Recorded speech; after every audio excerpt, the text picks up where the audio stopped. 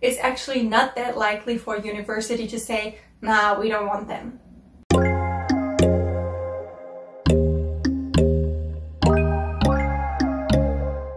Hello everybody, I'm Elena in Korea and I hope you liked my new intro video. Are you interested in Korea? Do you want to come here to live here and study here and work here? Then this is the video for you. Just for you, don't tell anybody else. Today I will tell you about one of the most convenient and also most popular methods for young people and especially students to come to Korea, which is the KGSP scholarship. Although I think now it's called the GKS scholarship, it's the same thing. It's a scholarship from the Korean government for foreign students. So yeah, don't be confused by the name. KGSP stands for Korean Government Scholarship Program, and it is sponsored by NIET, the National Institute of International Education, a government institution. The KGSP scholarship program is a program to attract international students who will provide future leadership for Korea.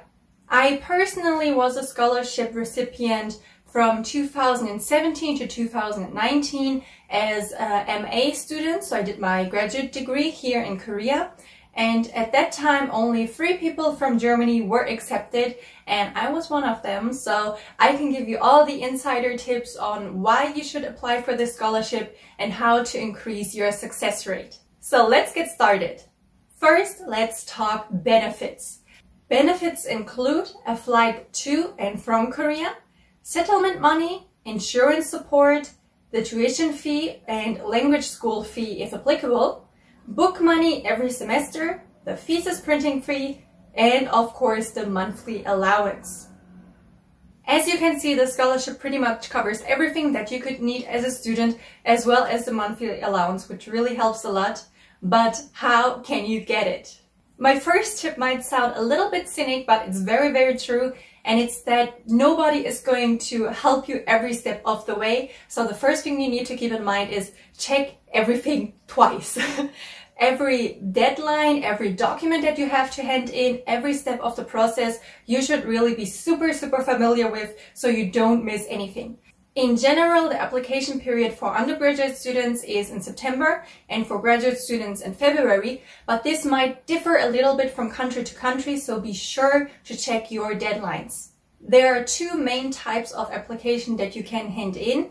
One is the application for the embassy track, where you can apply via an embassy to 3 universities. This might increase your chances as you apply to more universities. However, because your application is less focused, it could also be a drawback. On the other hand, there's the university track where you only apply to 1 university, which of course increases your chances because you can write a very focused application essay. But at the same time, if you're not accepted there, for that year, it's just over. Your application just failed. However, keep in mind that for some universities and for some degrees, only one of the 2 tracks is available, so again, check the information. While applying, the main thing that you will have to do is prepare documents, and more documents. The more, the better. To put it simply, there are 3 rounds of application. The first one is the document round, the second one is an interview round with the embassy, and the third one is the university giving the last okay. If you passed all 3 rounds, congratulations! Now you will get some documents from your university and from the KGSP committee that you can apply for a visa with. After that, you only have to organize your flight, your accommodations in Korea, and go study, graduate, prosper. So as you can see, the method of application is rather simple, but how can you make sure that you will be successful? Well, my first tip is actually kind of a no-brainer. The better you are, the more likely you are to be picked as a KGSP scholarship recipient. So be it your high school grades, maybe a grade from a previous university degree, job experience, internship experience, volunteering activity, some stay that you had abroad, other scholarships that you got, and so on and so on. Every little bit helps. And of course, for each and every one of these experiences that you have, you need to have some kind of documentation. So the more documents you have, the better.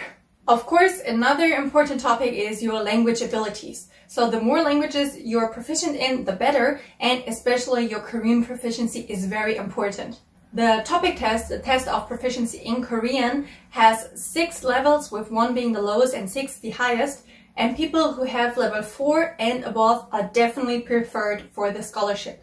That is because if you have a grade lower than level 4 on the topic test, the KGSP scholarship will also pay for your language school training. So before starting your degree, you might have to spend 1 or even 2 semesters at a language school.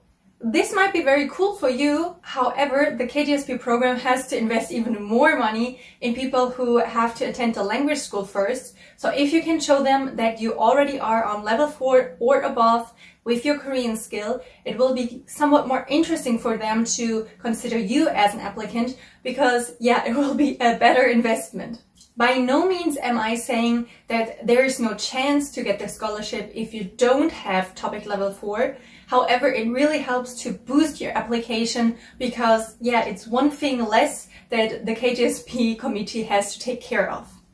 So if you're planning to apply to the KGSP scholarship a few years into the future, now might be the best time to start learning Korean and really push that application. Aside from the documents in which you show that you have language abilities, and maybe you volunteered and showed your community spirit, or you have relevant work experience, another big thing of the application is your essay. The essay has several sections in which you introduce yourself, talk about your background, and also about your plans for studying in Korea. The most important tip for this section is be as specific and concrete as possible. So many people just write, oh, I like Korea, so I want to study there and work there, and that's it. And that's just not very interesting for the committee, who has to read hundreds and hundreds of these essays. Instead, write about your specific plan of action. For example, in my case, I wanted to study international relations at Korean University here in Korea.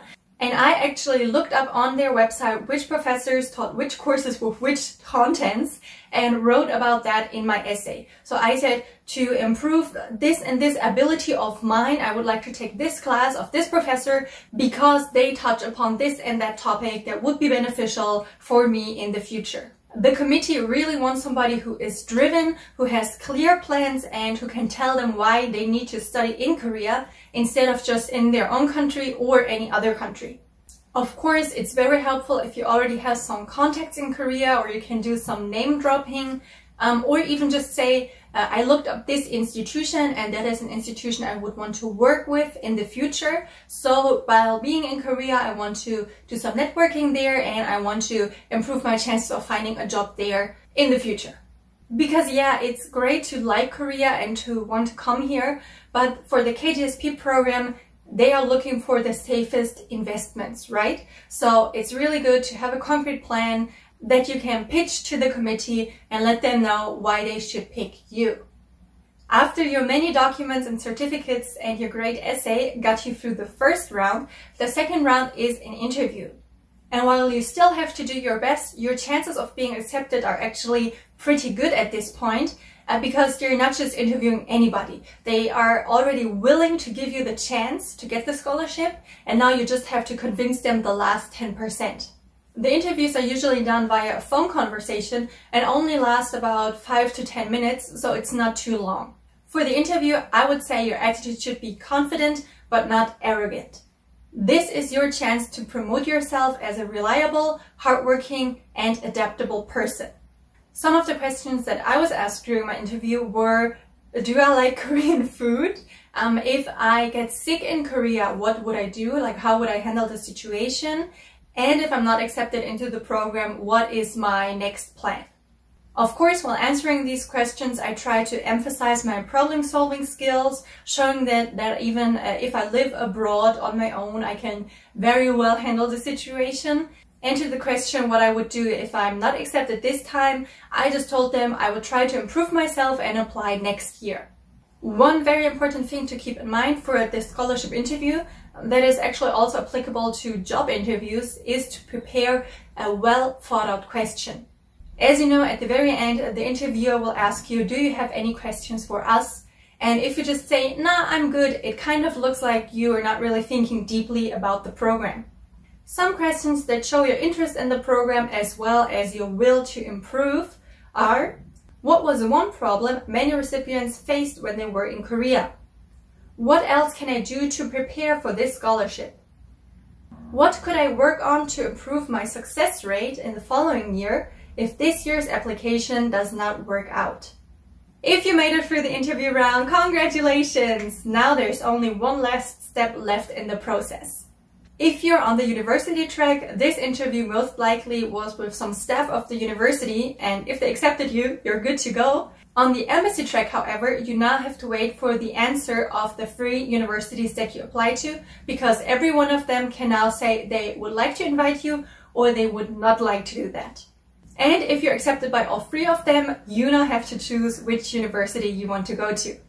Of course, even at this point, a university could still reject you. However, if you made it through the document round and the interview round, it's actually not that likely for a university to say, nah, we don't want them. So you don't have to worry too much about that. After you decided which university you want to go to, some of you will start the language training and some of you can enroll in university right away. Those starting with the language training, they will not live in Seoul for the first 1 or 2 semesters of their stay in Korea, but rather will live in one of the provinces where they will focus on their language training. If it's possible for you, I would definitely recommend finding a place to stay before you come to Korea. So that could either be enrolling in the dormitory or maybe using Airbnb or a similar site to find a place to stay on your own. And once you arrive here, you can always look for another place to stay later on. Once you really get started in your language school or university, most affairs will be taken off by the staff there, the international office or the international students office. So you just have to follow their guidelines and do what they tell you to do.